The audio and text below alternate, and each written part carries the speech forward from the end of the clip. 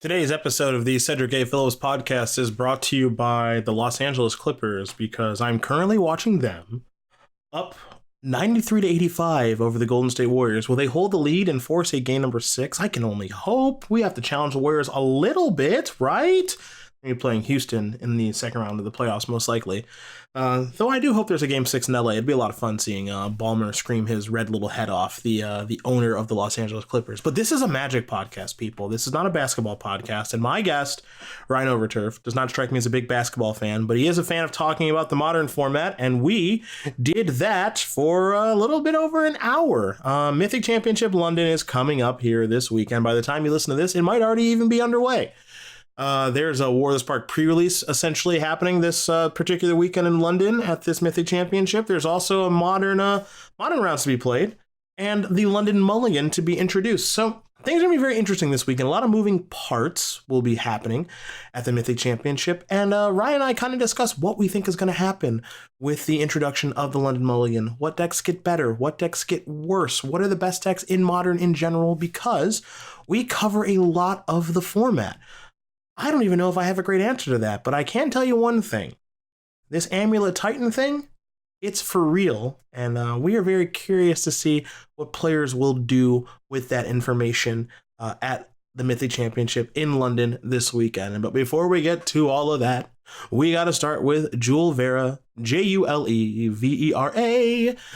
They do the music for the podcast, and they've got some new tracks coming down right now. If you check out their Spotify, gonna play one of them for you right now. But before I do that, I also do want to mention, I hope that people have the opportunity to see the 20-minute vlog that I did about my time at the Mythic Invitational, deemed Easier Said Than Done is the name of my vlog series. It's on my YouTube page. If you just Google Easier Said Than Done, you can find it. If you like the content that I make, just, I don't know, subscribing to the page or leaving a comment saying you enjoyed it, all that good stuff would be very much appreciated. It was a passion project of mine, much like a lot of the things that I do, and I'm going to be making more vlogs in the future. So again, Easier Said Than Done. You can find it on my Twitter, my Facebook, various things. Google it on YouTube. You can find it. A cool 20-minute vlog that I did with my podcast editor, actually, Jonathan Cha, who... I hope I'm pronouncing that right. I like to call him Choi, but I'm pretty sure it's Cha. Anyway, he probably hates me right now, so he's going to play the intro, and then you can listen to me and Overturf talk about Magic for in an hour and change. Let's go!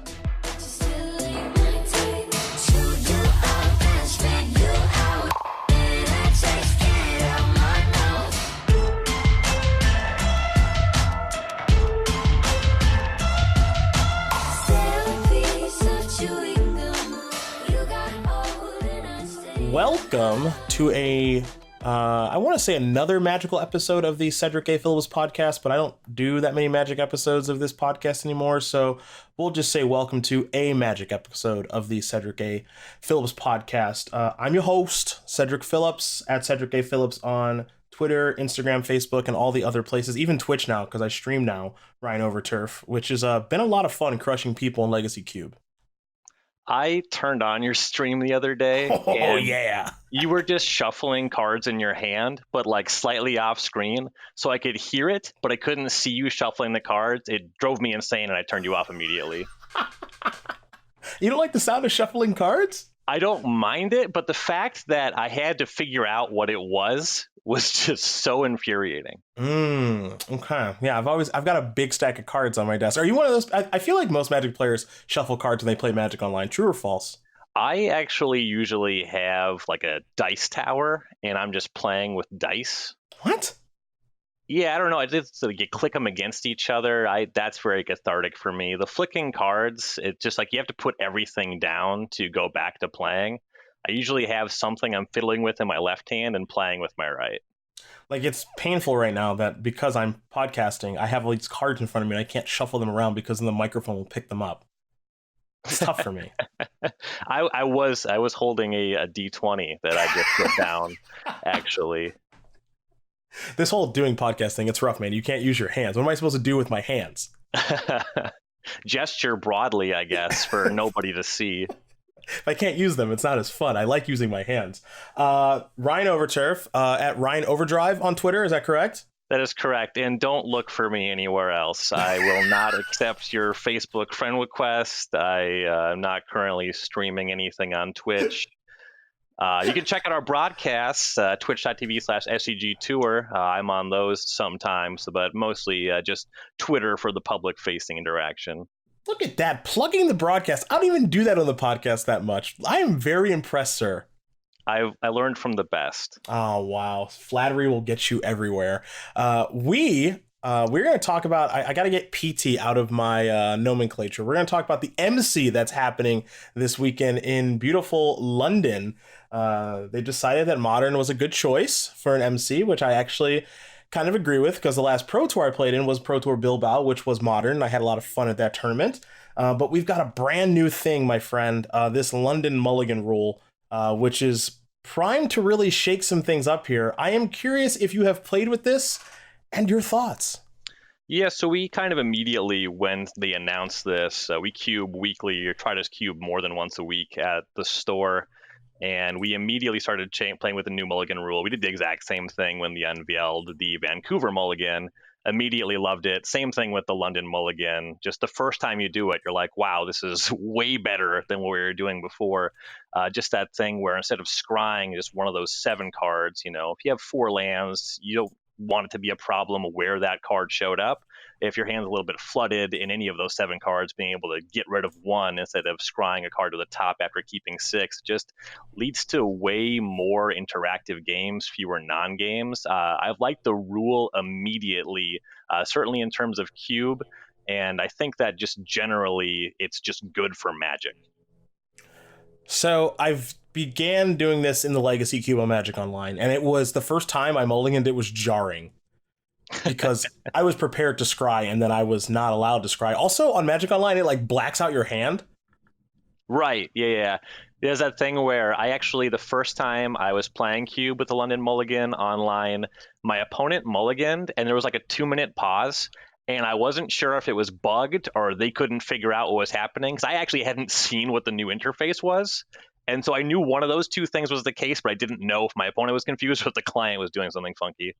Yeah, and it's totally in play that the client was just doing something funky. So I was like, all right, I don't know why I can't do anything right now. And then I was actually streaming when this happened, and like some people told me like, oh, it's like it works this way now, whatever. It's like, okay, fine. I don't know if it's better or worse. It's just kind of weird. I'm so used. I mean, how long has Vancouver Mulligan rule been around? Like 5 years, maybe? So Magic Origins was the Pro Tour. So that was 2016, I want to say. It's only been 3 years? Yeah, it hasn't been that long. I actually kind of had the opposite thing where I had been playing Cube online and off with the London Mulligan, and I booted up Arena yesterday, and obviously I had to mulligan a bunch. And every time I did it... Yeah, obviously. Obviously. And every time I mulliganed, I was just mad that I wasn't London mulliganing, because it was just so much worse. Okay, Pro Tour Magic Origins... July 31st, August 2nd, 2015. So 4 years. Okay. I don't know. It seems way longer than that to me. Okay, I'm trying to remember. So when they instituted this Mulligan rule, the Vancouver Mulligan rule, I mean, Magic players hate everything, so they probably hated this, but what wasn't I remember it being positively received? So I played that Pro Tour, and... Let's stick a little brag in there. Immediately love that for limited, and that's really the first place people are looking at the London Mulligan, where it positively impacts things. It leads to situations where you get to mulligan and you still play a reasonable game, just because you get more looks at trying to have a opening hand that makes your first couple land drops, maybe has a play early on, so it's actually a competitive game. The London Mulligan has had some more outlandish negative reactions, whereas the Vancouver Mulligan, I remember some really bad takes. For example, there was some concern that the card Delver of Secrets would be too good if you could know that you were going to transform it on the first turn of the game, because obviously your Delver deck loves mulliganing, I actually forgot that was a thing, and that is so true. Oh my god. Ooh, that's bad. That's a horrible take now. Yeah, it was bad at the time, and it just kind of got worse the more light was shined on it. I haven't seen anything specifically so stupid about the London Mulligan. I will say I've seen a lot of negativity when the announcement first dropped, but people playing with it kind of immediately, you see them kind of come around. There is some skepticism about some of the decks in Modern. Also, if you go back to Legacy and Vintage, but I think that actually has more to do with the legality of certain cards and strategies that were kind of nonsense before the update.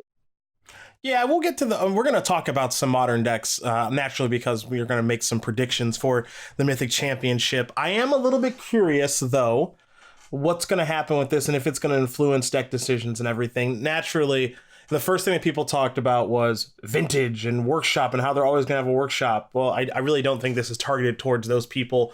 I think their argument is somewhat valid, but there's no guarantee that they're even going to institute this rule into that format. But then again, I think it would be really weird if different formats had different mulligan rules. Yeah, I don't think you can really do that. I've heard people say that, well, this seems good for limited, probably good for standard, but, this modern deck, this legacy deck, this vintage deck, they all get so good. Maybe the rules should be different. And that just doesn't account for players that play multiple formats, It's just really strange to have different mechanical rules for the same game across formats. You're going to see a lot of mistakes, a lot of unfortunate rulings if you try to do something like that. Yeah, so I think if they do institute the London Mulligan, it should be across all the formats, which, okay, sure, maybe it makes Vintage a little bit worse. That's a small audience, sacrifices have to be made for the greater good, as they say. So now we get to, like, Modern and this Pro Tour, this Mythic Championship. And the first thing people kind of pointed out was, like, all right, so ley lines are super easy to find now, which, okay, that's true.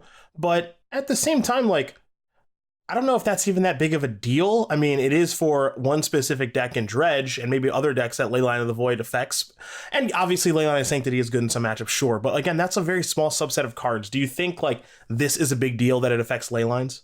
No, definitely not. I mean, Modern has this whole thing where retail in your sideboard comes at a premium, right? You can only put so many cards on your sideboard for so many matchups. There's a ton of viable decks. Kind of the hallmark of Modern is that you can play such a wide range of strategies, which people like about Modern. So actually putting a playset of ley lines in your sideboard comes at a significant cost. So making ley lines better just seems reasonable, right? Because it's so hard to justify putting them in your deck in the first place. Yeah, I actually don't hate the fact that ley lines might get better, and maybe this weirdly, maybe this is wishful thinking, but maybe this weirdly opens up the ability to play more ley lines. Like, we don't ever see like I ley line of Singularity, ley line of Vitality, I think is the green one. We see ley line of the Void and ley line of Sanctity, and that's really about it. And maybe these other ley lines aren't even close to good enough, just on power level alone. But like maybe it opens up the door for additional ley lines to see play. I don't know. That could be somewhat interesting. Oh, you might see more play of the Legacy Leylines Opalescence deck, if that's what you're getting at. Yes, that's what I'm talking about right there. That's a deck right there. It's not a particularly good one, but it is a deck that people can play. Yeah, I guess, also this Mulligan rule makes like decks like Belcher better too, I guess. Kind of. It's sort of the thing where Belcher, you get more looks at specific cards, but it's harder and harder to go off. Like, a 5-card Belcher hand that can actually win on turn 1 is that even possible? Or like it has to be perfect, right? It has to be perfect, and it's really freaking hard. You're basically, in my experiences of playing that deck, you can't mulligan past 6. You just kind of have to keep and hope. Yeah, I've heard, I've made like the Belcher claim or whatever. I've heard that Oops All Spells is better at it, but these decks are so far out of what I would actually play that, I'll just wait and see on those. You're one of those brainstorm types, huh? Why would you not play the most busted card that's legal in a constructed format? You're one of those guys. Okay. One of those winning types. I get it. Okay. It's not even that I enjoy it. It's not that I think that, the games are so much more interesting because you get to see more cards and make these tough decisions and everything matters. Like, no, it's like they literally let me register Ancestral Recall, so I'm going to do it. Well, maybe. I guess, okay, here's a question. How much would I have to pay you to register Death and Taxes? Death and Tax? Well, so you would have to cover my tournament entry, and I guess if you pay me for 2 hours of my time as I owe you. that just got second place at Niagara. Are you kidding me? My hands. So that's great. just like so much on the margins. You have to play it perfectly and end up in spots where you can actually navigate with that deck. So for starters, there's just like some decks where your opponent plays the first turn, like Belcher, and the game's over and you couldn't do anything. And then you actually get into the matchups where you get to play and you have to do just everything perfectly on every turn with cards that I have never registered in my life. Yeah, cards that don't even make your cube, probably. I mean, there's some really good cube cards. Like Palace Jailer is a nice cube card. I usually pass it because I try not to play the white decks, but I respect its power. Nice, as you eventually outgrind it and draw more cards than it. You respect its power. I played a Legacy Classic at the last, Columbus Open, and I just borrowed Grixis Control, and as I tell the story, I was softballed Death and Taxes in round one. I just didn't really know how to play my deck or what was going on, but I knew just like on turn three, obviously I know my opponent's playing Death and Taxes because all their lands are basic planes and they're casting a bunch of 1 toughness creatures, and it was just like, I don't know how I actually win this game, but I know that I will. Just over time? It's just like, I'm going to call against command, kill that thing, fatal push that thing, cast a Baleful Strix, you can never attack again. This is really easy. Yeah, it's I played Death and Taxes at a Team Constructed Open in Atlanta. Boy, I think it was 2 years ago now. Never again. Never again. It was legitimately some of the least amount of fun I've ever had. And I like white strategies, but it's not an aggressive white strategy. It's a mono white control deck with creatures. And like you, I believe that like basically everything has to go right for you to win. And even sometimes then you might still lose. Yeah. And it's not just it has to go right. It has to go right. And then you have to play perfectly. That's a real hard ask. Yeah, it's absurd. You have to really enjoy that sort of thing to become that good with that deck. See, now we're going off Death and Taxes tangents. I didn't mean to do this. It's just a horrible deck that's taking over the podcast. Let's talk about Modern. Let's start with Eldrazi Death and Taxes. No, I refuse. Let's start. I think that deck is real. No, you can't be serious. Stop it. No, Eldrazi Temple is on my short list for cards that get a lot better with the London Mulligan. All right, I'd buy that. Isn't there a better Eldrazi Temple home than that steaming deck? That deck is so bad, man. I did see a recent result with the Gruul Eldrazi deck, and that makes a lot of sense. Noble Hierarch is on turn one often going to be better than using Simian Spirit Guide to some effect, just because you get to keep using it or whatever. Multiple copies lead to actual multiple permanents on the battlefield instead of just casting one spell. But like turn one Thalia, turn one Chalice of the Void, this stuff does just win games on its own sometimes. All right. I mean, you're not wrong. And I do agree with you that Eldrazi Temple is better with this new Mulligan rule because naturally you're going to find it more often and have it on the battlefield more often. But like we're talking about like Wasteland Strangler and just a bunch of rubbish. Like you're talking about this version, right? Like the white-black deck. And there's a colorless version too. No, I like the mono white version. Okay. So what it is, it's like Simian Spirit Guide. You play Gemstone Caverns, obviously Eldrazi Temple, and then you play like Thalia, some other white creatures, Eldrazi Displacer, but you don't go into black for that kind of thing. All right. Now, Eldrazi Displacer is a card I'm willing to like listen to. I can entertain the conversation. That card is powerful. Why can't we just play the Bant version that used to crush people? Like, why isn't that a deck anymore? That just kind of stopped winning, and it was kind of the thing where you wondered if it was ever good to begin with. Like if maybe it just showed up and the people who built it just kind of got lucky.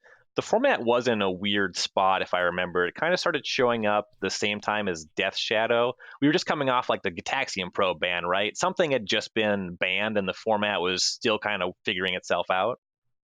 That sounds roughly correct. I mean, I always felt like the power level of the deck was kind of high. It had Temple, it has Hierarch, it had Ancient Stirrings, it had Thought Knot Seer. Like, those are all good cards.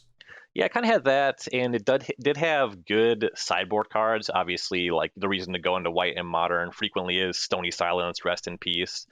A big weakness of the deck, though, your primary interaction with stuff like Path to Exile. I do remember that the deck really struggled against go wide strategies. I remember I saw it paired against elves one time, and elves is obviously like a fringe modern deck, but just like seeing those two decks sitting across from each other, you could immediately tell that the Eldrazi deck is not going to ever be able to buy a win. Yeah, that sounds right to me. And there's a few decks like that in the format too. I mean, with that in mind, right, then they probably it stands to reason that's probably a bad matchup. Like if the opponent's playing humans probably crushes that deck. Yeah, I buy that. And like usually green Tron is just similar enough and bigger than you that you probably have some trouble there. All right, let's start with a real deck then that's influenced by the London Mulligan. Let's start with mono green Tron, or some variant of Tron, which I'm hearing murmurs that it's going to be popular this weekend in London. Now, I have been a Tron aficionado, but that was, honestly, I think people forget this, 7 years ago. Literally 7 years ago was when I was into green-red Tron. Pyroclasm's not good anymore. That deck is not good anymore. Mono green seems to be a fine deck. The people who like it really played a lot like... I'm thinking of mono green Tron right now. I'm thinking of Lisette and Jim Davis. They just played it like every tournament and do fine. They don't like win the tournament, but they always do totally fine. I always think of Tron as a deck that can't win a tournament. I always think of it as like, yeah, I guess you could top 8. Yeah, I guess you could go like 12-3 or like 11-4. It's weird to say a deck can't win a tournament, especially a deck that is that powerful and potentially just got more powerful because of this mulligan rule. I don't know. Like, it's also weird for me. I don't know why there's like a thing in my brain that is just like, I don't want to do this at a pro tour, but like I would do it at like a GP. That's dumb. But like that's where my head's kind of weirdly at. I think you're exactly backwards putting Tron in that category, right? Because like Tron is this deck that rewards minor sequencing and not outplaying your opponent really on the table, which is where you want to be at a Mythic Championship, where many of the players are just going to be better than you. So you just kind of want to jam haymakers and make them figure it out, right? I mean, at this point in my Magic career, it's definitely where I want to be. Are you kidding me? Yeah, exactly. I think it was you that went on a rant recently where it was approximately people freak out about Tron. Like there's still people in 2019 that are saying stupid crap like banners as tower, that'll fix the format, where A, there's not a problem with the format, B, Tron's not very good. It's a deck that consistently does the same thing, and if that thing was good, it would win tournaments, right? Because it's so consistent, but it still just loses enough of the time. Yeah, I mean, I've this has been rubbed off on me by Patrick, obviously, game designer Patrick, where I think his point is valid, where he's just like, the deck doesn't do anything until the third turn of the game. If your deck can't beat a deck that doesn't do anything until the third turn of the game, you might want to reevaluate what deck you're playing, which I actually do think is valid in the context of Modern. Now, yes, what they do on the third turn of the game, most games, is pretty powerful, but it's definitely a strategy that's beatable. I guess the only reservation I have now is just like, yes, like the new rule is going to make it so it is even more likely that they're going to have turn 3 Tron even more consistently than they used to have it before. But I don't know if that actually makes this deck that much appreciably better. Yeah, well, that's not really the problem that the deck had, right? Like, Tron, the strengths there, it's not just that you can make 7 mana on the third turn. It's the fact that you are an Ancient Stirrings deck where you really care about finding lands. Sylvan Scrying Expedition map make it so you're very likely to have turn 3 or turn 4 Tron. You're almost always going to be casting your haymakers. The problem is the format just has stuff that's faster and more powerful than that. There's matchups like Infect where you struggle to buy a win in a lot of the situations. I played a lot of like the Faithful Suiting Vengevine decks when those were popular, and my opponent played a Tron land. I was just like, cool, sign the slip, like you can't possibly win. Yeah, I mean that's like one of the really good feelings, both playing playing with a deck that smashes Tron, and one of the bad feelings when you were playing against Tron. Like when I was in I think I was in Oakland. Yeah, I was in Oakland earlier this year. That's when I was playing Burn off of the recommendation of Ari Lax, and like I think like round 5 of the GP, my opponent played like an Urza's Tower, and I'm like, dude, dope, I'm 4-1 now. So this is so nice, and just absolutely annihilated my opponent because they just really can't ever beat that deck unless legitimately everything goes right. But it's weird because I think a lot of people coming in this tournament were just like, okay, how can we break the London Mulligan rule? And I actually think it was Sam Black who I saw posted something on Twitter he was just like, look, we tried to break the rule. We did not find a way to do that. So if somebody did, really, really cool. So we just hope that we selected the right deck and had a really good limited deck. So maybe it's not breakable. I don't know. You would think that, the fact that this deck is going to have turn 3 Tron so often is definitely a selling point now, as this being a selection for this particular tournament. But I think I agree with you, like, that wasn't really the biggest issue with the deck. It's just kind of like the problem I've always had with Tron is like, is the thing that I'm doing game over? Like, against some decks, yeah, turn 3 Karn is game. Against other decks, it's like, dude, what are you doing? Against some decks, turn 3 Wormcoil or like turn 4 Ugin is game. Against other decks, it's like, again, what are you doing? That is like weirdly uncomfortable for me as a selection for a tournament of this magnitude. But again, maybe I'm looking at it wrong. Yeah, and there's also the case where there's some matchups where you really want Wormcoil Engine and Karn just is never good enough, and you have to draw the right one. You have to both find the Tron on time and have the right payoff. I used to play a lot of mopey garbage decks like Grixis Control that just like could never beat Tron back when I was playing it, and Grixis Delver even would struggle a fair amount against Tron. But then one tournament, I just like registered Affinity, and I was like, oh my god, how do you ever lose to Tron? This is great. I'm going to do this all the time. And I mean, to Tron's credit, sometimes they can beat you. Sometimes, sure. Sometimes, not often, but sometimes. And I also think that's like if you're a Tron fan, I think that's like weirdly the selling point is because sometimes your deck is so powerful and sometimes it coughs up the right draws. It's like, oh yeah, Affinity, cool, I got the O-Stone, or like against Burn, cool, I got the Wormcoil Engine, so on and so forth. I don't know, like, gun to my head, am I playing Tron at this tournament if I were qualified for the Mythic Championship in London? No, I just couldn't do it. Yeah, I mean, the biggest thing I think it has going for it, the deck that we haven't talked about yet, I'm sure we're going to talk about, which is most likely pushing the advantage of the London Mulligan the hardest, is Dredge, and Tron tends to have a very positive Dredge matchup. Well, let's talk about Dredge, because this is a deck that I think does push the boundaries on this new rule the most, but it is also potentially affected by this new rule negatively the most because of the fact that people can find ley lines weirdly, I don't want to say at will, but pretty darn close to it statistically. I still, every time I watch Dredge play, I'm always just like, this deck is fine. I'm never thinking to myself, because like in 2010, I used to play like Broken Extended Dredge. Mm-hmm. And every time I like watch this, it's like, okay, cool. So they got like some Bloodghast and some Prize Amalgams and some Narcomoebas, and like there's a Conflagrate in the graveyard, and like their engine's online. And it's like, it's not what they're doing is bad. And it's not like what they're doing isn't powerful, but I'm never left thinking like, oh man, this is like a top tier busted modern deck. I'm always just like, this deck is good, but not great. But then everyone always is just like, the tier 1 decks are, is it Phoenix and Dredge? And then, I don't know, is that even true?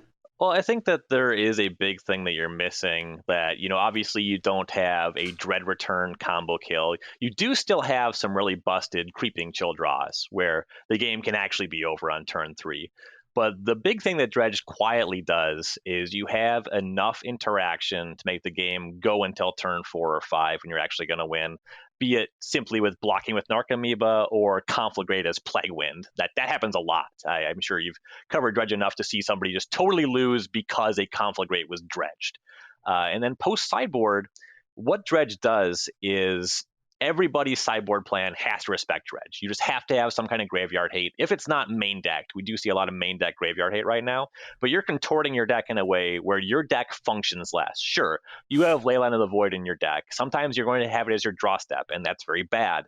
Sometimes you have it in your opening hand, and oh, weird, the Dredge player had heard of Leyline of the Void, and they had a card that destroys an enchantment in their hand, and suddenly you're just dead again.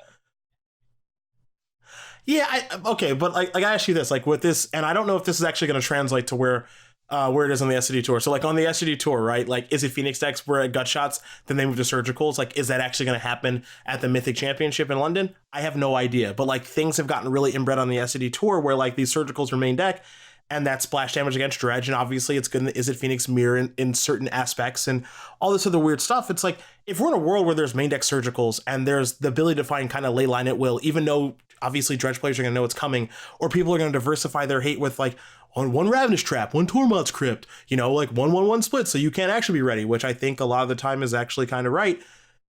I don't know, like I do agree with you that like, yes, there are times where like Conflagrate cleans up everything and like the deck is pretty consistent, and like once the ball gets rolling, you can't really stop it from rolling with the Amalgams and the Narcomoebas and the Bloodghast and the Life from the Loams. But there has always been something weird about Dredge that I'm always just kind of like, I understand that this deck is good. I don't think it's busted, and I'm not sure it got better, especially when this new rule has basically said like, it doesn't have to be Leyline that I have to find. I can find just a Graveyard Hate piece, period. Sure. And there's kind of two big Magic Online dumps this weekend. There's the Mox qualifier, which 8 rounds, 7-1 or 6-2 qualifies you. If you go over the decks there, the top 7-1 list posted there, it's Dredge. A bunch of Dredge posted, peppered in as the 6-2s. But then if you look at the Modern Challenge, which actually has a top 8 playoff, there's no Dredge in the top 8. And there's some of that stuff that you were talking about where we have Gabe Nassif just main decking a Surgical Extraction in Azorius Control. You want to talk about really? You think that's a come on? Did you see Brad Nelson's deck from the top 8 here? No. Azorius Control with 4 main deck Relic of Progenitus. Jeez, really? Yeah. That's just what he's doing. It helps him Miracle Terminus, I guess. I don't know. It's just... But it's just 3 Snapcaster Mage, 4 Relic of Progenitus. That's in his main deck. That's some nice deck building, Brad. I like it. Yeah. I can't say I'm surprised that Dredge didn't top 8 here. Yeah, no, I mean, unquestionably. I don't know, with how great these players are at this tournament, right? Like, I have to imagine they're coming in respecting Dredge, expecting it to be a known quantity. And I just... Okay, can I buy Tron doing well at this tournament? Yeah. Do I think it's going to win the tournament? No. I think there are just times where it's like, yo, I'm Tron, my draws are perfect, get out of my game. But I just don't see it with Dredge. But I also feel like I never see it with Dredge. I think all your points are valid, but like if people are going to do what you just talked about with Brad and Hat, like that's just, you're dead. Yeah. I mean, you can beat that stuff sometimes, but it's kind of multiple things compounding too. With Brad's deck, it's not just the relics, it's also your deck's kind of weak against Terminus. So, if Brad's showing up with that, you want to dodge him. But that kind of hyper metagaming, that does come at a cost. If I main deck 4 Relic of Progenitus and I just play against Burn, I'm going to have a pretty bad time. That's a deck, I mean, no one's talking about Burn anymore, which, I mean, that's probably, I don't know, like, if Dredge is just, like, not good, because, like, your Dredge matchup is horrific when you're playing Burn. And I guess maybe they've shored up. Maybe Izzet Phoenix has shored things up a little bit. I mean, they're main deck Surgicals now. They're like, Surgicals isn't good against Burn. I don't know. Maybe that deck's fine. Yeah. So one thing about a Mythic Championship versus playing an Open, a Grand Prix, is that the field is going to be much less diverse. Obviously, like Merfolk has run a Grand Prix. You're not going to play against Merfolk at the Mythic Championship. It's just, are you sure? It's just not going to happen. So you're going to play against a smaller field, and if everybody's kind of figuring out, like, I want to beat Dredge, even if Dredge is 20% of the field, you're not likely to play against it more than 1, maybe 2 times. And if Burn, if by your calculation, is just good against everything that's trying to beat Dredge, for example, Tron, the very positive matchup, there's kind of some difference of thought. Ross Miriam thinks he's favored against Burn. I don't know how much that's changed. So the deck has started to main deck Surgical Extraction and Pyromancer Ascension, stuff that doesn't really play against Burn. I could really see Burn maybe cutting through the field. I don't know. Like, these Ascension decks have gotten, well, I'm calling them Ascension decks, and there is a Phoenix decks, but they have, like, Ascension's the best card in the mirror. They've gotten so inbred now. Like, to me, I don't want to say it's ridiculous because I've seen this happen before. I presume you were playing during the Dark Depths Thopter Foundry days? I was paying attention. I was not playing at that level. Okay, so it's like that's when stuff got like super inbred by Jerry T and a bunch of other people, and like they went to like Maloku and Sphinx of Jwar Isle and like Exile in the Darkness and like all of this horse shit, and it's like, guys, what are we doing? Are we still even playing Magic anymore? Like, that's what I feel like these Izzet Phoenix decks are doing, where it's like, all right, we got Pyromancer's Ascensions, we got Surgicals, we don't have gut shots anymore, and like, what if someone's just like, yo, dude, Lava Spike you, what are you doing? Yeah. Like, isn't that just possible? Yeah, definitely. I could see somebody just registering Burn and putting up a totally fine record, and that is certainly something the Phoenix decks are doing. Can you blame them, though? Like, look at the fields that we've seen. It's just always, what's the day 2 convergence? Like, what made day 2? Well, the big number, like 20% of the field, is Phoenix. Second most popular deck is almost always Dredge. So, like, yeah, I guess I would main deck Surgical Extraction. I think that's more of an indictment of the current state of Modern than it is of the players who register those cards. All right. Quick question. Do you think that happens at the MC? Do you think, like, because obviously it's happening on the SCG tour, like, we're watching it happen in real time. All these Surgicals and all these people doing well with Izzet Phoenix and, what's happening there. Do you think that translates over at the MC? Do you think, like, people are just going to be main decking surgicals there It too? seems I mean, you just mentioned that like Nassif and Brad are doing what it they're seems doing. even more likely at the MC, kind of based off of what I was saying, where the field tends to be more narrow. The main deck surgical, that sometimes bites you when you play against like just some modern deck that nobody's played in years. But when you are expecting to play a lot of mirrors, when you're expecting Dredge to be around, when one of the game plans for the Phoenix deck against Tron is to Thought Scour them and try to surgical their Tron land, like, yeah, I'm pretty sure that people are going to main deck a lot of surgical extractions at the MC. All right, well, let's talk about that surgical extraction deck then. Let's talk about Is It Phoenix? Let's talk. Let's talk about Big Ross Merriam, who I'm like, if I had to bet, I'm sure he's just like, yo, same 75, like just going in, just flying to London with a deck he's been playing for like 4 months or whatever. Which good for him. He's been crushing it with the deck. It's very impressive stuff. I do think it's a deck to beat going in, but I'm always questioning, much like with Dredge, like how good this deck is. I mean, when this deck does its thing, it looks like unbeatable, right? When it's got Thing in the Ice transforming on 3, or if it's got 2 Arclight Phoenixes on 2, or it's putting the counters on Pyromancer's Ascension and doing its thing on 3. I think that was a really awesome adaptation to the deck. But this is kind of a known quantity now, and this is where I think like, the big pros are really good at kind of attacking things, because they're like, hey, obviously everyone's doing this thing, and we know everyone's doing this thing, and this thing is beatable. It's good. It's actually very good. Maybe the best deck. If I had to choose the best deck, I think it's definitely Is It Phoenix. But like, I also have always thought that this deck is somewhat beatable. But I think a lot of people were just like, yo, a lot of cantrips. I'm into cantrips. I'm into the power level of this deck. So I'm going to play this deck and maybe try to figure out how to beat the mirror. What do you think happens with this deck going into the MC? Do you think it's the most played deck at the MC? I imagine that I would be amazed if it's not in the top 3. I would expect number 1, 2 wouldn't surprise me. 3rd would take something weird happening. I think between Phoenix and Dredge, I expect those to be the 2 most represented decks.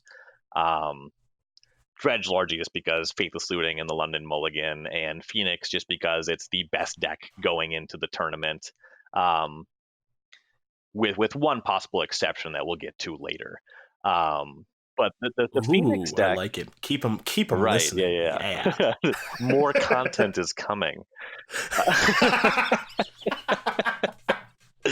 But the Phoenix deck is this deck that has this start that looks and feels like a hyperlinear deck, where on turn 2, you're attacking with 2 Arclight Phoenixes, you're trying to get a Pyromancer Ascension online. Other times, your plan is Thing in the Ice, go. Turn 4, Crackling Drake, go. And the cards that are good against Arclight Phoenix versus the cards that are good against Pyromancer Ascension tend to look different.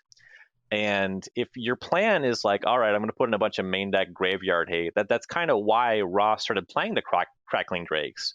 And I see a lot of people trying to cut that card from the deck, and I get it. I scoffed at that card a lot when I started seeing people were playing that in Modern. But the reason they do it is because it just kills people. You cast it, there's no real cost as long as things are otherwise pretty even, because it just replaces itself, and then it attacks for lethal. Like, that's a pretty good number to be attacking for. Yeah, it's just, I remember the first weekend that Ross was playing them, I looked at his deck list and I'm like, dude, what the hell? And he's just like, yo, beats Relic or whatever. I'm like, all right, sure, I guess if that's a thing. And then like every time he was on camera, his opponent's like, yo, Relic you. And then you play Crackling Drake and I'm like, he's smart. All right. Yeah, it just makes it so easy. Smart. And also, you can just hard cast Arclight Phoenix, and it attacks for 3 with haste in your Lightning Bolt deck. Like that actually wins the game pretty quickly. I do think that decks like Golgari midrange can kind of pounce on the deck, because you have some relatively low rent graveyard hate. You can play Nihil Spellbomb, maybe Surgical Extraction, or some other kind of effect. But the big thing is, being a Fatal Push deck actually matters a lot against Phoenix, because you really want to be able to answer the Thing in the Ice and Assassin's Trophy for the Pyromancer Ascension. You have some good answers, but we did see that play out in the finals of the Philadelphia Open that Austin Collins won. And the thing about it is that the Phoenix deck is just way more consistent. Whatever it wants to find, it has way more looks between all the cantrip effects, Serum Visions, Faithless Looting. So you're going to be able to find just a bunch of threats, and you're going to keep checking them. And unless their draw has the right disruption and a fast clock, you're going to win a lot of those games even. See, we mentioned earlier when we were making fun of Death and Taxes about how everything has to go right and you have to play perfect. That's what it feels like when Golgari midrange has to play against Phoenix to me. Yeah. Because right in that third game, it's like I can't remember the player's last like his name Jonathan off the top of my Orr. head. Nicely done. You nailed it. Actually, that is correct.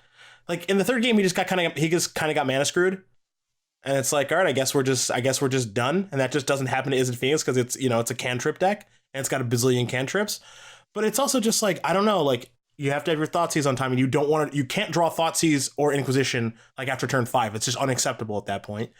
And like you just need like your Lilianas to line up right and your Kalitas to line up right and like your Tarmogoyf to be your clock. And I'm not saying that can't happen, but when I'm playing against a deck that is so streamlined and consistent as Izzet Phoenix is, with a control like mid-rangey control deck that has no card draw, like Golgari midrange does, like I don't want to be on the Golgari midrange side of that and just go like, I hope I have discard spell on 1 and maybe discard spell on 2 and then don't ever draw another one.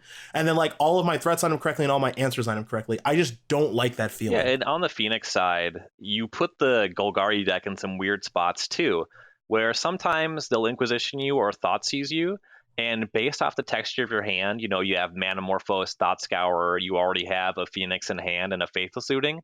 The quote-unquote correct card to take is Faithless Looting, and then you're using a discard spell on a spell with flashback that on the front side is card disadvantage, on the back side is just card parity. Like, what are you even doing? Yeah, that's the other thing, right? It's just like, Izzet Phoenix? I think this is like a weird advantage that's built into the deck. It's like, yeah, I guess Thoughtseize me. I don't care.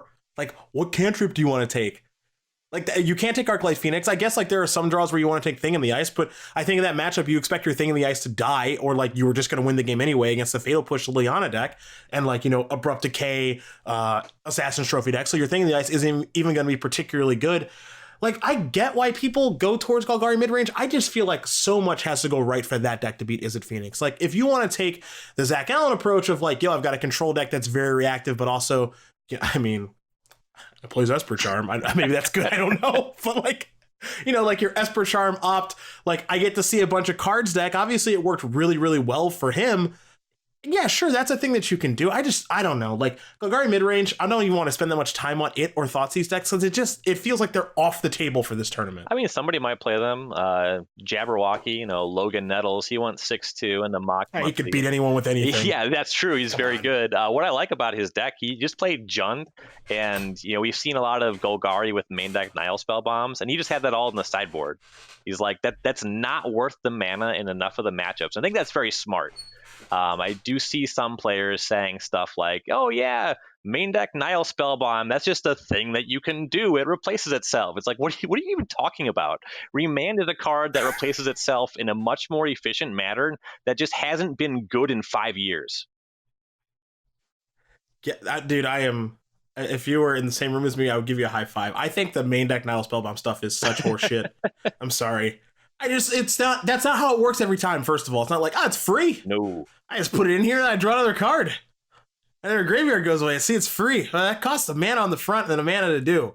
So it's not free. And it's just like, I don't know. I mean, sometimes it works out the way you want to, and sometimes you draw 2 Nile Spellbombs in your opening hand and you're just like, maybe it's not free. Like, it's not how it works. Like, in a perfect world, that's how it works. But, Magic, I think everyone does this far too often, is like, let's look at the best case scenario. It's like, how about we don't? Let's look at the worst case scenario where, like, I don't know, you mulligan to 5 and now Spellbombs one of your cards, and it's just like, jeez, that's not good. Like, it's just, I don't know. I get why people have main decked them, but I just don't. I lean towards Jabberwocky, as most people should, of like, put that card in your sideboard because it's a sideboard card. Yeah, definitely. I think that was a very good move on his part. Yeah, I don't know. I'm thinking about, like, if I'm going to play a Thoughtseize deck, I think it's got to be Shadow. I think that's the best Thoughtseize deck and still has been for a while. I know it kind of waxes and wanes about how good it is. And, Ben Friedman's on the other side of this podcast, so, maybe I'll be talking to a reasonable person about Shadow, though Ben does have plenty of success with the deck. Like, I think it's good. I don't think it's great. Like, if I have to play a Thoughtseize Inquisition deck, I would do that because it does have some busted draws with Battle Rage and turn 2 Angler and everything, but I'm not even convinced that deck's even that good. I think Shadow has this thing where it's exactly what you said. The deck has very busted draws, and it masquerades as a control deck because you have these stubborn denials and these discard spells. But the thing about it is your deck by its nature deals 19 damage to itself. and you have to kill your opponent before they can deal 1 to you. Like, you just can't play a lot of long games with the deck outside of your opponent playing just strictly a deck like Whir Prison or just a combo deck that doesn't play burn spells. It can't be Storm. It has to be something that's more like Ironworks combo, which just unfortunately for Shadow was banned out of the format. I think that was one of your best matchups. The more that people are trying to attack you, the harder it is to play a deck like Shadow.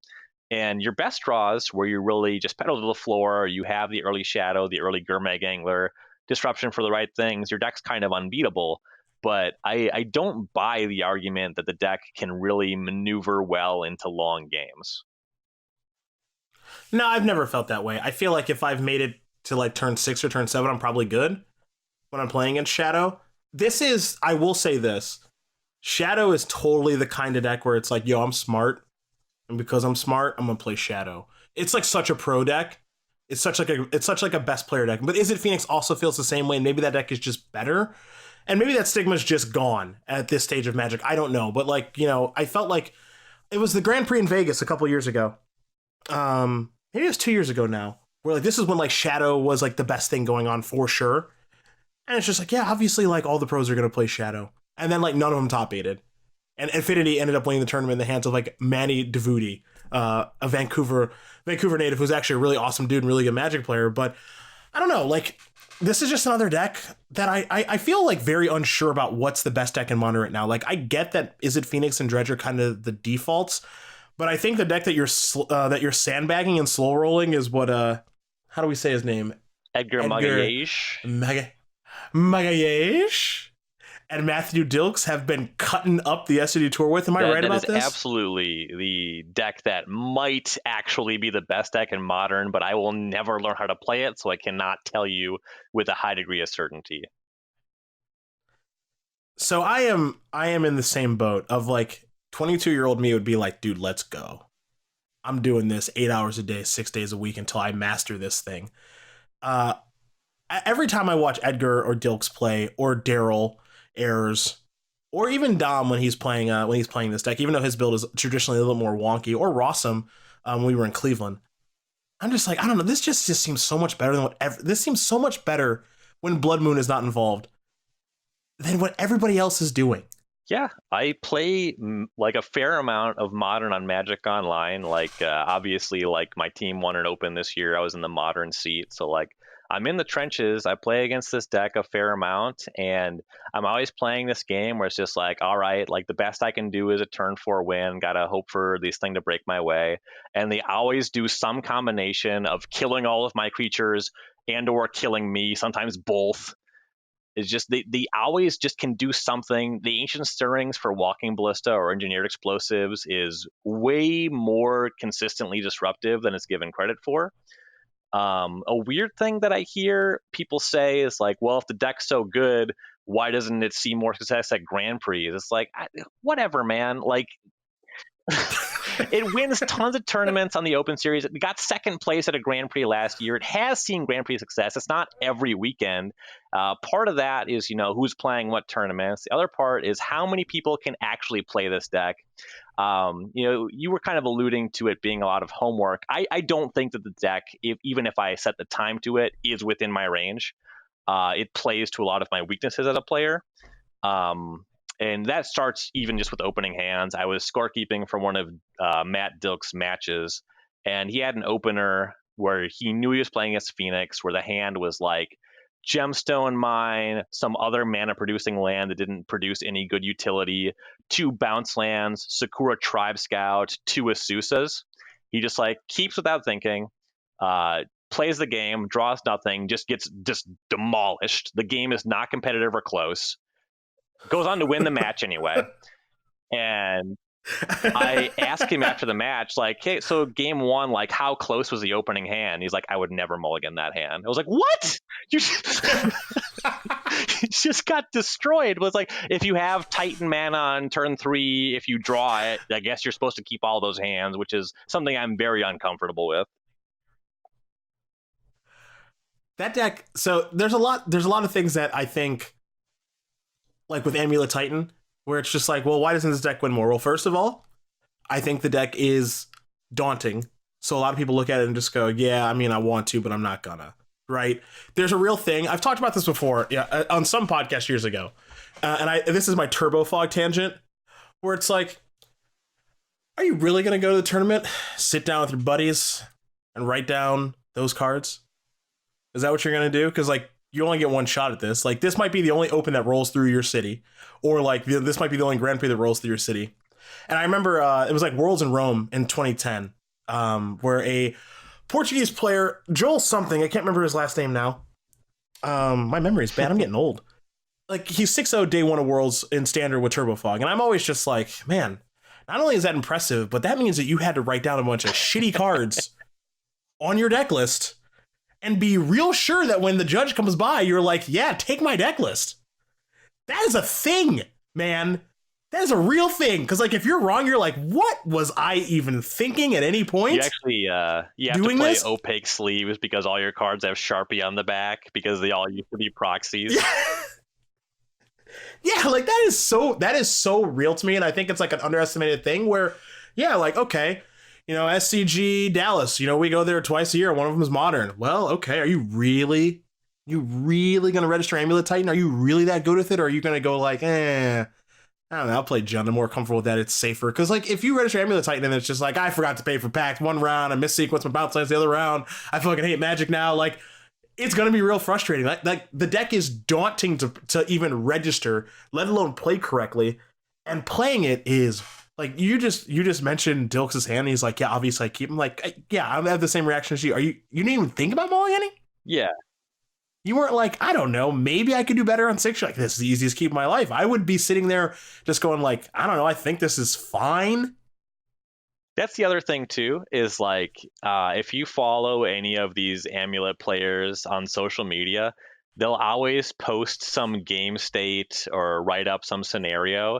And without fail, one of them just deterministically finds lethal with a line that plays around every conceivable card the opponent could have. Like, the deck beats everything in every game if you play it like a robot. So here's the question. Like, do you think that people tried to figure this out in time for the MC? Or is it just easier to just go like, I don't know, is it Phoenix is good enough? Right? Like, I think that's a real question you have to ask yourself. Like, someone like Luis Scott Vargas, like maybe the best player in the tournament, who maybe the learning curve isn't that high for him to learn how to play this deck, but like, the top like 5 or 10% of players, are they just going to go like, I don't know, I'll just play something that's like a little bit easier to make sure that my win percentage is higher? Or are we going to have like a situation like what happened with like Justin Cohen a few years ago, where it's like, yo, I've tested, I know it all. And like, we haven't really heard from Justin Cohen again since then. Like, he did a good in a couple limited Grand Prix because he's a limited player, but like when he made his run to second place in that Pro Tour, he was like, yeah, I know how to do everything against every matchup with this deck. Like, I don't know if people have actually had enough time or the wherewithal to even say, yeah, I want to do this for this tournament. I think the longer it's legal, the more likely you're going to see some player that maybe it's a Hall of Famer, maybe it's somebody in the MPL, or maybe it's a relatively unknown player that grinded out a qualification through an MCQ, what have you, that just comes and demolishes a Mythic championship with Amulet. I think it more has to do with perception of the deck than the deck's actual power level, how much play it's going to see. I'd be surprised if it has a huge metagame share, but I would not be surprised to see it have a good weekend.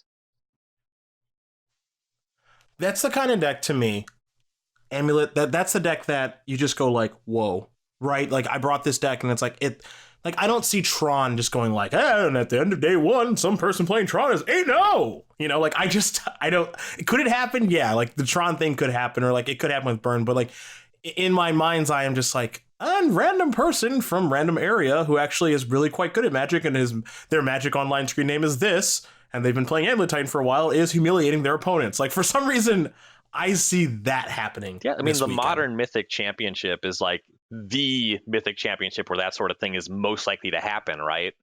Where it's this format where this deck is generally pretty inaccessible in terms of strategic depth, where, you and I watch and play a lot of Magic. We've watched this deck play and win so many tournaments, but like, we can't play it.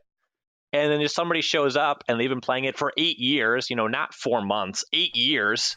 and they just demolish people. I think, I know Brian Gottlieb, our colleague, has been on this ship for a while. He thinks it's the best deck. I have come around to that. Of just, at some point you just can't ignore the fact that like Dilks and Edgar and Daryl, it's just like, oh yeah, we just top 8 every time, or like we top 16 every time, or when we're a team, he's kind of always top 8, and it's like, this is just this is super easy for us because like we've got the reps and everything. It's just a question of if the people at the MC are going to have the reps, I think, because they even found ways to be Blood Moon. Yeah, that's scary. That's the only way I beat that deck. They've got like these coalition relics, and they play like a little bit of a slower game, and they've got a lot more basics, and like it's also like you can tell the deck is really good because like there's all these adaptations where they've got like negates one weekend and paths one weekend and like consulate crackdown one weekend and like all these weird goofy ass cards that they can certainly cast, or they have like this tutor engine with Teleria West. And like the weird thing to me about this deck is like I don't even think it's that good of an Ancient Stirrings deck. I think it's a fine Ancient Stirrings deck. Maybe I'm underrating Stirrings in this deck. But like the fact that they get to play it is obviously very nice too. Yeah, by my estimation, you are underrating the importance and efficacy of Stirrings in the deck. Obviously, you can't directly find Primeval Titan, but you can find, Teleria West into Summoner's Packs. You have that chain. And frequently, just your lands are really good. Like, there's some matchups where the combination of Colony Garden, Asusa, Bounce Land will buy you 6 turns. That's just 6 time walks, which is like super unreasonable. That's true. And like the same thing can be said with like Radiant Fountain or Kabir Crossroads or whatever like weirdo land they have. I really hope someone's got like some weirdo land this week. And like I'm just thinking about like when Dom Harvey won that open with Amulet Titan earlier, and he had like the Crumbling Vestige and the Teetering Peaks, and everyone's like, what? Yeah, and like I don't know if that version's good anymore, but like it could be. And there are some weird utility lands that you can just have in your deck, and suddenly they dramatically change how some matchups look. Matthias Hunt, our colleague, has played a ton with Amulet. He was one of the early innovators of the deck, and he was talking about some tournament he played where he was just saying, yeah, if I just play Mortuary Mire, then I can never lose to Jund. And it's like, okay, what does Mortuary Mire do? Like, it's this land that like raised deads, but yeah, okay, they can never kill all your Titans, I guess, if you have that card in your deck, because you just pick it up with bounce lands every time. You can do it infinitely. Sure. I mean, that makes sense. What he is saying is true, which is weird. Because, like you find a card like that, and maybe someone finds a card like that this weekend to win a match they wouldn't win otherwise. Like maybe there's some weirdo bullet card against Izzet Phoenix. But even though I already think that Izzet Phoenix matchup is pretty good. Yeah, I definitely like the Amulet side of things. Basically, Phoenix is drawing to Blood Moon or their absolute fastest hands, which can still sometimes lose. Like, there's situations where they have the Tribe Scout and the natural Bajuka Bog, and just nothing you do matters. There's some weird decks left. Grand Prix Yokohama was won by Hardened Scales. Pass. Yeah, okay. I knew we were on the same page. I don't get it. I think that, like, it makes sense to reevaluate Mox Opal decks with the London Mulligan. Just because those are decks that have really powerful turn 1 and 2s and don't usually mulligan particularly well. So getting that kind of extra card selection in your 6 or even 5 card hands can be a big deal. I don't get the Hardened Scales thing. There's this whole thing where if you have a Hardened Scales, the joke is like, check again, you definitely have lethal. But I think that was true more often than not with Stock Affinity. And that was a deck where I think a lot of players were already leaving a lot of damage on the table. And I'm not convinced why you would do something like play Hardened Scales over play something like Frenzy Affinity, which has more cards you can top deck in a more explosive manner. I mean, I guess the thought process is right. Is like when you have Hardened Scales, your deck is much better than when you don't have Hardened Scales. But like you can't find Hardened Scales.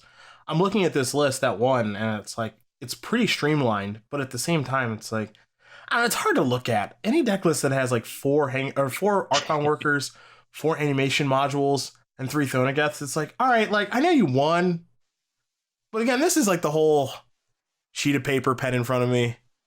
Hey guys. You have any throwing guests available? I didn't bring 4 Arcbound workers. Does anybody have 75 cents?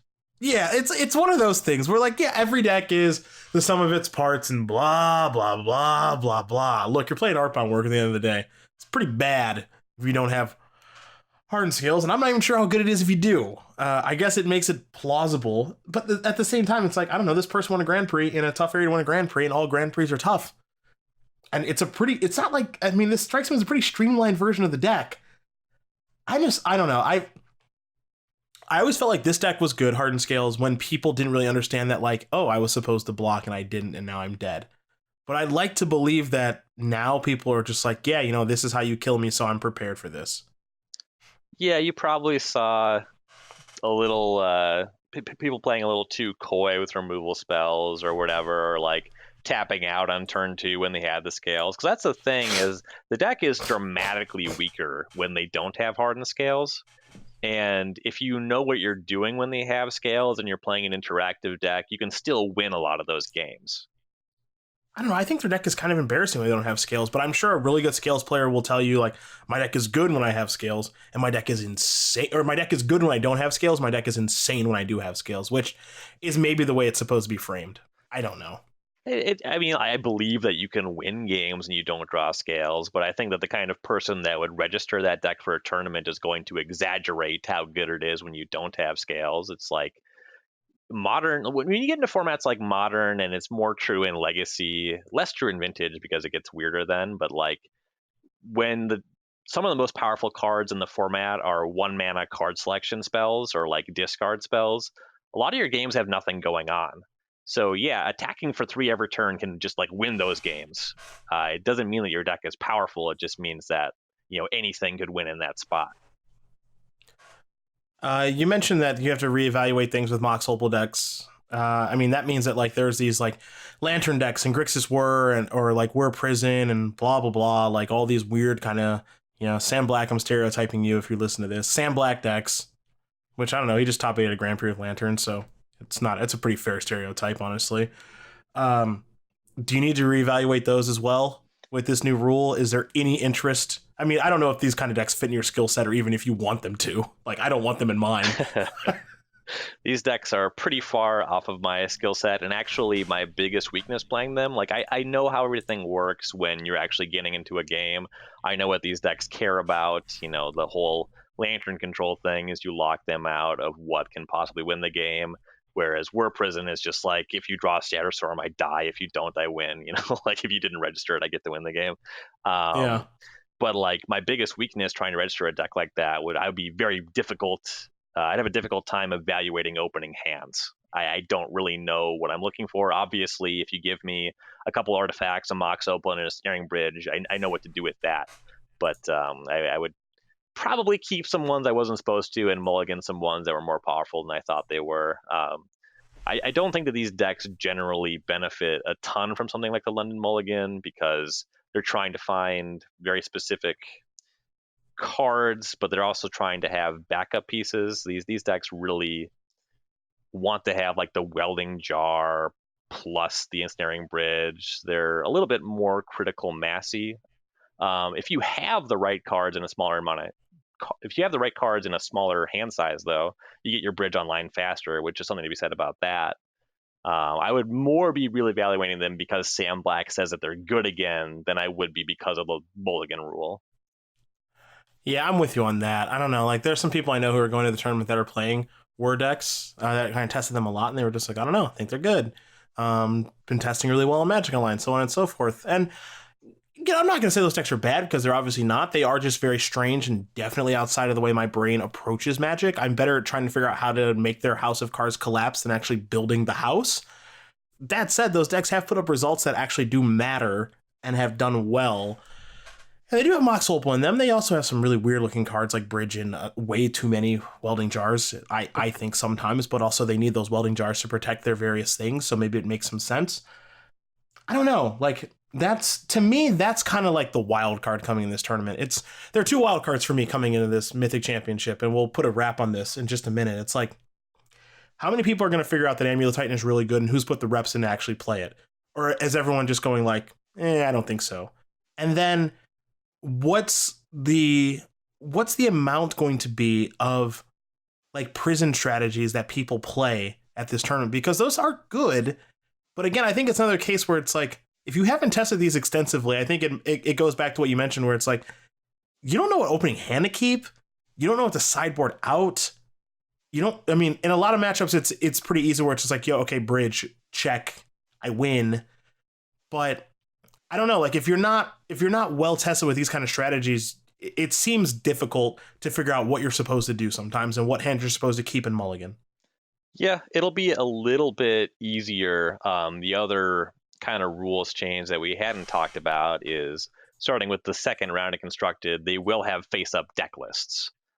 So that helps inform your decisions quite a lot. So that does make options like prison, and particularly if you're talking about what to keep in your opening hand, what to mulligan, it does make those decisions a little bit easier. I do agree with that. And that is actually one of the reasons one of my friends is actually playing it this weekend, is they were just like, it's a huge advantage to know what their outs are in each situation and what their main deck things are, and like what house of cards do I have to build where they have no outs. Yep. I think that is a huge selling point on this deck and these kinds of strategies. And I'm curious to see how many people employ them. Like, do I expect Sam Black to be playing that kind of deck this weekend? Like, yeah, of course. And him to take advantage of, like, I mean, this is tailor made for him, like the information game of like, okay, you have this, this, and this means I have to do this, and then you can't win. Okay, cool.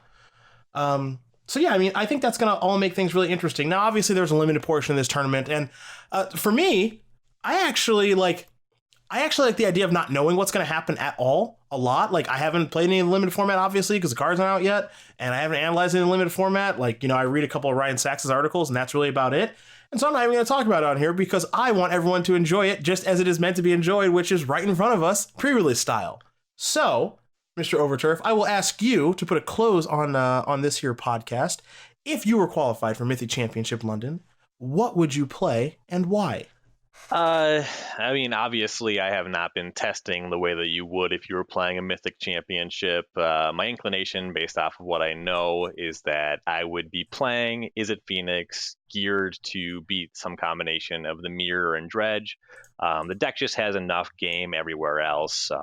All of your bad matchups are still winnable. It is not a deck that really gains a ton from the London Mulligan. Actually, I would say, because the deck's strengths tend to be having so many redraws and card selection, it's a deck that kind of actually gets hurt a little bit by the Mulligan rule. But I do think that before this announcement, we're still looking forward to Modern Horizons, kind of the modern format leading up to this tournament. Izzet Phoenix is very much a deck that is putting Faithless Looting in problematic territory.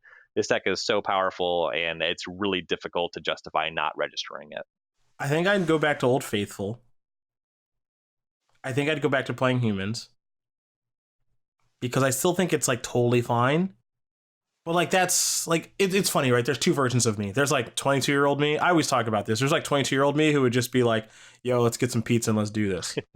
And like 22-year-old me would be like, yo, Amulet Titan, let's go. But like 33-year-old me is like, I don't know. I know how to play humans well enough. Like, and it's fine. Yeah, it's totally fine, and like, I'll just have to make sure I know what to name with Meddling Mage, and I'll probably be fine. And I still do think that deck is good. I don't know if it's great, but I think it's good, and I do think it's good enough. Because I don't ever think it really got bad. I think humans gained a lot of points when the Phoenix deck stopped main decking Gutshot and started main decking Surgical Extraction. And it's not just that matchup. It's the fact that everybody trying to beat Phoenix is doing something like putting a Living End in their deck, which means that your Meddling Mages are super good. And they're playing these kind of decks that have these Haymaker, just their decks named after cards, where a strategy like humans can really pick them apart. Yeah, I don't know. I know we didn't get to talk about it much. I do think it's pretty good. Again, I don't know if it's great, but I think it might be good enough, and that is weirdly good enough for me. So, okay. This is my final question. Maybe. Who do you think top 8? Pick a player to top 8. One player to top 8? Yeah, who's like a random person who you think is going to do well? I mean, definitely would root for a random person. You know what I want to see? Do we know is Nassif playing the tournament? We have I confirmation on almost, that. 'Cause yeah, if I would Nassif is call it playing positive. it, I want to see Gabriel Nassif with one main deck Surgical and Extraction in the top 8 of this tournament. Nice. Very nice. It's hard to root against Hat. I love Hat. He's awesome. I want to see Edgar. I know Edgar's qualified. Mega Yeesh. I want him. I want to watch him just cut people up with Titan. Yeah, that would be excellent. I really do. And because like I know there's some people out there that are just like, I don't know, Amulet Titan's only doing well because like the SCG tour, and it's just like I just want him to be like, nah, this deck's busted. I know how to play it against everything because he does. I just want to see him just ruin people with that deck. Because like when you watch someone awesome playing a deck, it is a delight. Right? Also, just that position is so strange to me.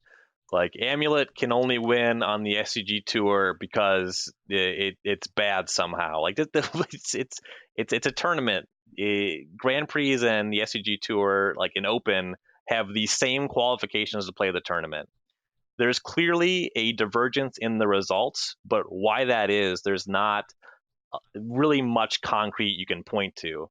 We don't have players like Luis Scott Vargas or whatever showing up in the SCG Tour. We don't have Platinum Pros or whatever, but the Grand Prix also has 2,000 people that showed up and paid $100, I guess they are now, just like whoever. Like they live 5 minutes from the convention center. That the tournament structure is very similar in that regard, where you play against 15 opponents in the Swiss rounds, and the average opponent is going to be pretty similar in those two tournaments, I would say.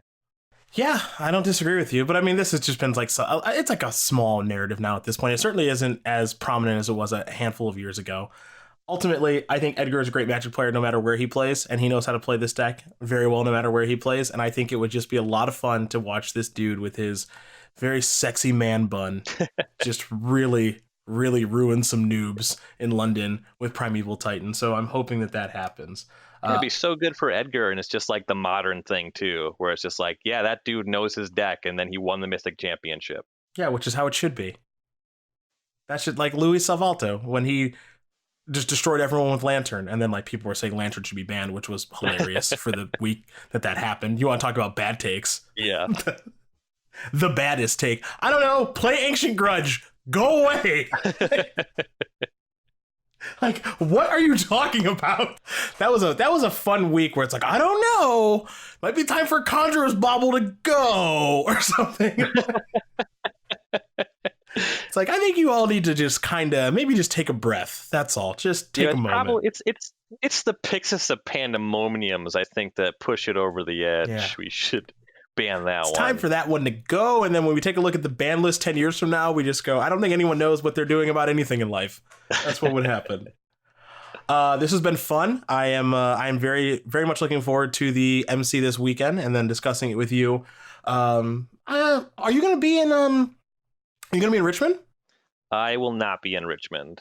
Lame. I thought you might come. You have a propensity to just sometimes go like, yo, I'm coming to this tournament that I definitely wouldn't think you would go to. I mean, last time you won the Open, but sometimes you just show up places. Yeah, my life is pretty loosely organized.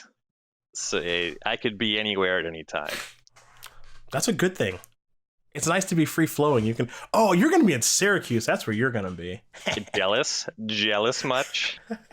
A little spoiler for you and everyone that's listening to this podcast. The likelihood that Patrick and I are in Syracuse for season 2 is like 90% right now. Ooh.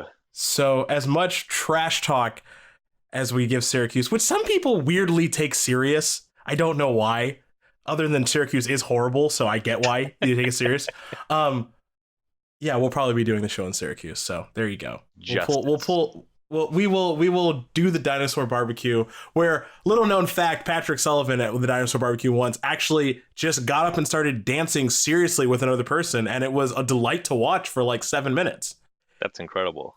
He's got moves, which that doesn't surprise me. He's got some moves in there. So he's Ryan Overturf at Ryan Overdrive on Twitter, and don't look for him anywhere else because he will not accept your invitation. I will, though, at Cedric A. Phillips on Twitter, Instagram, Facebook, and various other places. Ryan, thank you for joining me, and please enjoy your weekend in lovely Minnesota. All right, scoreboard check. 102, 94. Clippers just got a rebound. Yeah, I'm recording the outro like right after the intro. What do you think this is? It's post-produced content. You get it. Thanks for listening.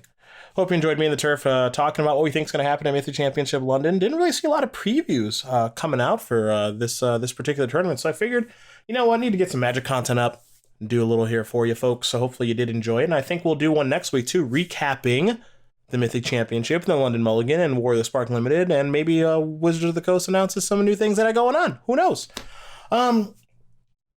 If you like what you heard, you can, of course, subscribe to the podcast and rate it as well over on iTunes, but you can subscribe on iTunes, Spotify, Stitcher, SoundCloud, iTunes, the podcast app, and you can become a patron over at patreon.com. If you enjoy the work that I do in any capacity, feel free to become a patron. If not, also totally fine.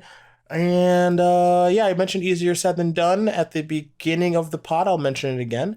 I'd love for you to provide some feedback on that. Hopefully you do like vlogs, because I think this gaming community is actually rather devoid of them. And I've decided I want to do a lot more of them. I actually had a lot of fun doing the vlog at the Mythic Invitational and making the most out of that particular weekend. So I actually think I'll be doing at least 3 or 4 more vlogs here this year and giving people even more of a larger look into my life. Because I don't know, people think my life is interesting. I think it just kind of is what it is. But if people like it, I'm happy to present it to everybody and be your source for entertainment, as it looks like the Clippers are now up 10 heading into the fourth quarter. Isn't that exciting? A nice lead for them to blow, most likely. Be back later this week with a wrestling podcast with Joey Baggs, because a lot is happening in the WWE world. Be back next week with a Magic pod and probably a wrestling pod as well. And I think that's it. Appreciate you guys listening. Jewel Vera's on the way out the door. Easier Said Than Done can be found on YouTube, and I'll probably be streaming at some point over the next handful of days. Keep your eyes peeled for that. Adios, amigos.